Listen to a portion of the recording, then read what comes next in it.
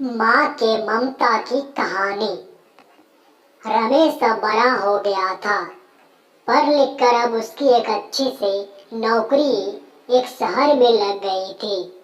कुछ दिनों के बाद उसके माँ बाप उसकी शादी एक सुंदर और सुशील लड़की से करा दिया, जो कि वो भी नौकरी करती थी। अब रमेश और पत्नी दोनों जॉब करते हुए एक साथ ही शहर में बस गए थे। कुछ दिनों के पश्चात रमेश के पिताजी भी अब इस दुनिया को छोड़कर चले गए, जिसके बाद उसकी माँ एकदम से अकेली सी हो गई थी। जिसके बाद कुछ दिनों के बाद रमेश अपनी माँ को अपने साथ रहने के लिए शहर ले आया। जिसके बाद शहर में आकर रमेश की माँ खुद को एकदम अकेले पाती थी। इस तरह उन्हें भी अच्छा नहीं लगता था, लेकिन एक माँ अपने बेटे की हमेशा खुशी ही चाहती थी। सो धीरे धीरे वो शहर में रहना भी सीख गई थी। लेकिन रमेश और उसकी पत्नी हमेशा अपनी माँ को समझाते रहते थे कि ऐसा मत करो, ये मत करो। मतलब कि वे अपने आगे माँ को गांव की एक तरह से गंवार ही समझते थे।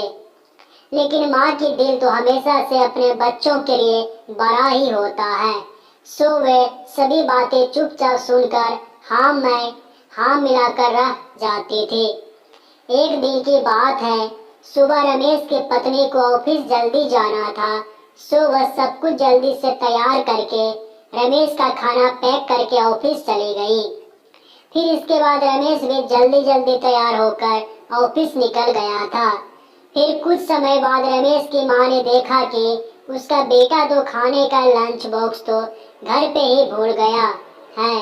तो माँ ने बिना देर करते हुए फटाफट ऑफिस पहुंच गई और पास में एक कुर्सी पर बैठ गई, क्योंकि कंपनी में बाहर के व्यक्तियों को अंदर जाने के लिए मना था।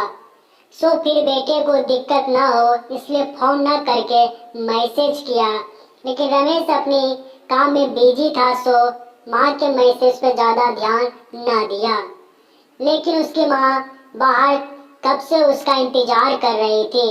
इस तरह कई घंटे बीत गया और इस बीच कई मैसेज भी किया, लेकिन रमेश का कोई उत्तर नहीं आ रहा था। इस तरह रमेश की माँ को चिंता होने लगी थी।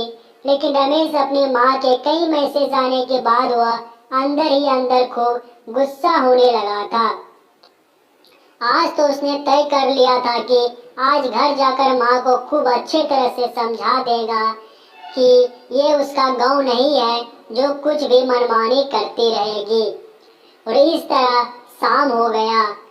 अब रमेश घर जाने के लिए कंपनी के बाहर निकला तो देखा तो उसकी माँ तो यही खड़ी है, जिसे देखकर उसका गुस्सा अब सातवें आसमान पर था और बिना कुछ पूछे ही अपनी माँ को डांट फटकारने लगा कि पहले घर में खाली बैठे बैठे मैसेज से परेशान करती रहती है और अब तो उसके कंपनी में भी आ गई है। आखिर उनका ये गांव नहीं है जो मनमानी करती रहेगी। ये सुनकर रमेश की माँ ने खाने का टिफिन रमेश की ओर आगे बढ़ा दिया, जिसे देखकर रमेश को अब समझाते हुए देर न लगी कि वह अपना खाना भूल गया था, जिसे माँ ने उसे देने के लिए यहाँ आई थी। इसके बाद रमेश की माँ बोली, बेटा भले ही तुम बड़े हो गए हो, बड़े शहर में रहने लगे हो, भले ही अच्छे बुरे का ज़्यादा समझ आ गई है हो, लेकिन मेरे लिए आज भी मेरे कलेजे का टुकड़ा ही हो, जिसे मैंने बचपन से लेकर आज तक पालते हुए आ रही हो। रमेश को अब आंखें खुल चुकी थी कि आखिर उसकी माँ उसकी परवाह करते हुए खाना लेकर आई थी, जिसे वह बिना सोचे समझे अपने माँ को ही डांटे जा रहा था। अब वो अपने किए हुए पर बहुत पछतावा हो रहा था, जिसे देखकर माँ ने उसे एक बार फिर से अपने गले लगा लिया और इस तरह रमेश अब आगे से खुद को माँ के लिए बदल लिया था। अब उनकी पहले से ज्यादा अच्छे से देखभाल करने लगा था, जिसके बाद माँ को अब शहर भी अच्छा लगने लगा था, क्योंकि अब उसका बेटा फिर से उसे मिल गया था। तो कहानी से शिक्षा, इस कहानी से यही शिक्षा मिलती है कि एक तरफ जहाँ हम पढ़ लिख कर खुद को ज़्यादा ही समझदार समझने लगते थे, जिससे जाने अनजाने में माता पिता के बातों को गलत साबित करने में लग जाते हैं। लेकिन हम सभी ये भूल जाते हैं कि जिस माँ बाप ने अपने बच्चे को खुशियों के लिए अपनी खुशियाँ तक का त्याग कर दिए हो, वो भला माँ बाप अपने बच्चों का कैसे बुरा कर सकते हैं। हर माँ बाप की यही इच्छा होती है कि उनके संतान उनके बुढ़ापे की लाठी बने, लेकिन विकास की अंधी दौड़ में हम सभी अपने मूलों को भूलते जा रहे हैं, जो कि बहुत ही शोचनीय है।